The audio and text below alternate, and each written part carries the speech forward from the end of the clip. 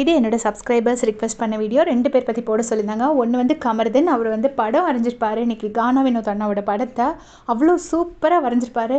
மனுஷன் இந்த talent expose பண்ண ஆரம்பிச்சுட்டு அப்படியே வந்து கமருதீனோட இமேஜே சேஞ்ச் ஆகிடும். அந்த மாதிரி அழகாக வரைஞ்சிருப்பாரு. பட் வியானா ட்ரை பண்ணியிருப்பாரு, அது சரியாக ஒர்க் அவுட் ஆகலை. ஆனால் கானா வினோத் அண்ணாவோட ஃபேஸ் வந்து அப்படியே ஓரளவுக்கு அந்த வினோத் அண்ணாவோட இமேஜை வந்து கொண்டு வந்திருப்பாரு.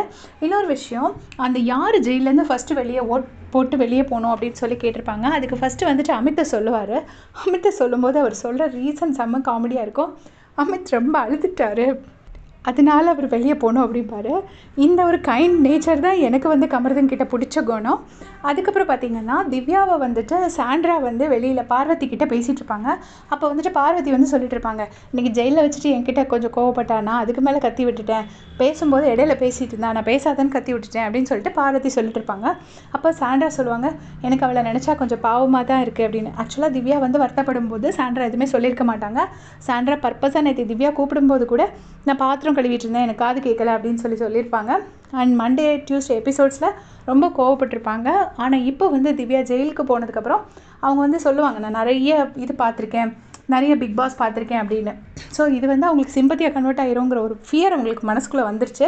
அதனால் திவ்யா பார்த்தா பாவமாக இருக்குது, எனக்கு அவளுக்கு போய் கொஞ்சம் அவகிட்ட இதாக ஆஸ்வாசப்படுத்தணும்னு எனக்கு ஆசையாக இருக்குது அப்படின்னு சொல்லிட்டு சொல்லுவாங்க. அவன் நல்ல பொண்ணு, நீ நினைக்கிற மாதிரி இல்லைன்னு சொல்லிட்டு பார்வதிக்கிட்ட சொல்லுவாங்க.